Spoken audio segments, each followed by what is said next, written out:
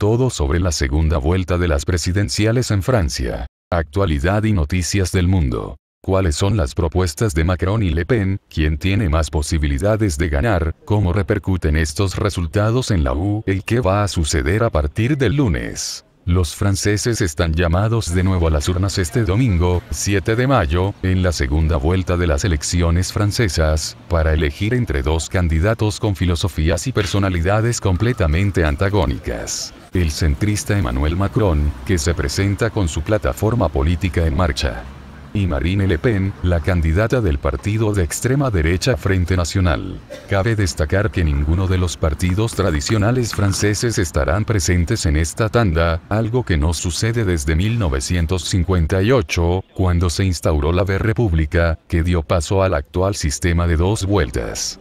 Además de favorecer que los partidos tradicionales hayan gobernado Francia durante estos años, este método ha acabado con cualquier opción de los partidos de extrema derecha y extrema izquierda en la segunda vuelta, algo que, sin embargo, todavía está por decidir en estas elecciones, las más atípicas de la historia reciente del país. Para encontrar unos comicios similares tendríamos que remontarnos a 2002, cuando el padre de Marine Le Pen se disputó la segunda vuelta de las presidenciales frente al candidato conservador, Jacques Chirac. Los republicanos derrotaron por amplia mayoría al Frente Nacional. Chirac pasó del 20% del voto en la primera vuelta al 80%, mientras que Jean-Marie Le Pen apenas consiguió sumar 700.000 votos más. Sin embargo, han pasado 15 años desde entonces, y ni la Europa ni la política francesa actuales tienen nada que ver con las de aquellos años. Las propuestas de los dos candidatos. Emmanuel Macron, de la plataforma política En Marcha. El exministro de Economía del gobierno de Hollande consiguió el 24,01% de los votos en la primera vuelta, celebrada el 23 de abril, y se perfila de nuevo como el gran favorito para alcanzar el Elíseo. Macron, de 39 años, comenzó su carrera política en solitario en agosto pasado, cuando rompió con los socialistas para fundar su propio movimiento socioliberal, con el que propone reducir las regulaciones estatales en la economía a la vez que promete proteger a los trabajadores. Además, el exbanquero es un fiel defensor de la Unión Europea y el mercado único. Entre sus principales propuestas, se compromete a reducir la tasa de empleo hasta el 7%, frente al 9,7% actual, no tocar la edad de jubilación y subir 100 euros al mes las pensiones y los salarios. Su programa contempla también un plan de inversiones de 50.000 millones de euros en el sector de la industria, la energía, el transporte, la ecología y la agricultura. Marine Le Pen, del partido político Frente Nacional. La hija del fundador del Frente Nacional consiguió en la primera vuelta de las elecciones francesas el 21,3% de los votos, mejorando los resultados de su padre. Le Pen, de 48 años, defiende un fuerte proteccionismo económico frente a la globalización, a la que culpa de la difícil situación económica en Francia. Para ello, la también diputada europea propone limitar la inmigración, erradicar el islamismo, abandonar el euro y convocar un referéndum para la salida de Francia de la UE. Además, otras de sus propuestas son crear una tasa del 10% a las empresas instaladas en Francia que contraten trabajadores extranjeros, ya sean de la UE o extracomunitarios, y la imposición de un impuesto del 3% a la importación de bienes y servicios. Además, aboga por derogar la última reforma laboral, mantener la jornada de 35 horas semanales y bajar la edad de jubilación a los 60 años. Las claves de esta vuelta. La abstención y los indecisos. La mayoría de los sondeos dan la victoria a Macron, que obtendría aproximadamente 20 puntos de diferencia frente a Le Pen. Según la encuesta de El AVE para BFM Televisión y L'Express, publicada el martes, el líder de En Marcha conseguiría el 59% de los votos este domingo frente al 41% de Le Pen.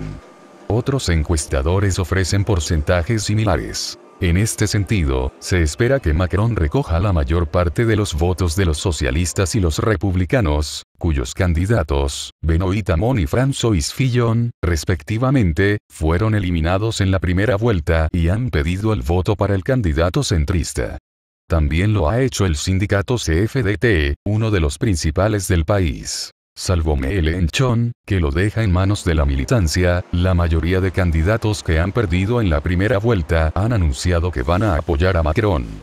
Que los candidatos animen a su electorado a que voten a un candidato u otro no garantiza que la población vaya a votarles, pero el aire que se respira es de que va a haber una victoria de Macron, explicó Miguel Ángel Benedicto, profesor de Relaciones Internacionales de la Universidad Europea. Así, lo que hagan finalmente los votantes de Jean-Luc Mélenchon, del partido Francia Insumisa, puede variar considerablemente los resultados de estos comicios. El candidato izquierdista ha pedido a sus simpatizantes que no voten a Le Pen, pero les ha invitado a la abstención o al voto en blanco, la misma línea que ha seguido el sindicato CGT. Una situación que no beneficiaría a Macron, teniendo en cuenta que Mélenchon obtuvo más del 19% de los votos el pasado 23 de abril. De esta manera, según los sondeos, el candidato de En Marcha podría añadir a los 8,6 millones de votos que obtuvo en la primera vuelta, 2/3 de los votantes de Benoît Hamon, 1,6 millones, un 40% de los de Fillon y un 45% de los que se decantaron por Mélenchon, unos 6 millones más. En total, estaríamos hablando de una base electoral de 16 millones de votos. Miguel Ángel Benedicto, profesor de Relaciones Internacionales de la Universidad Europea. Por su parte, la candidata del Frente Nacional podría sumar a los 7,6 millones de votos que obtuvo en la primera vuelta, 1/3 de los votantes de Fillon, 2,4 millones, y un 20% de los de Mélenchon, 1,5 millones. Pero no hay que olvidarse de que el eurófobo Dupont-Aignan, que obtuvo 1,7 millones de votos el 23 de abril, ha llamado a votar por la candidata del Frente Nacional, que ya ha anunciado que si gana le nombrará primer ministro. En total, Le Pen podría contar con una base de más de 13 millones de votantes. Por ello, el porcentaje de abstención y el voto en blanco serán decisivos en esta segunda vuelta, y podrían beneficiar a la candidata del Frente Nacional. El 23 de abril, 37 millones de franceses ejercieron su derecho a voto, lo que supone un 77% del censo electoral. De ellos, aproximadamente 1 millón votó en blanco y el 20% decidieron su candidato en los últimos días. En esta ocasión, según las encuestas, tampoco el 20% de los franceses ha decidido su voto y un 30% podrían abstenerse, lo que supone un 10% más que en 2012. Las elecciones francesas en clave europea. Por su parte, la UE está muy pendiente de los resultados de estas elecciones. Cabe destacar que en la primera vuelta, el 40% de los votantes se decantó por opciones políticas que contemplan un referéndum para la salida de Francia de la UE, como fue el caso de Le Pen y Mélenchon. Así, después del voto que dio la victoria al Brexit y al presidente estadounidense, Donald Trump, el triunfo de Macron sería una gran noticia para los dirigentes europeos.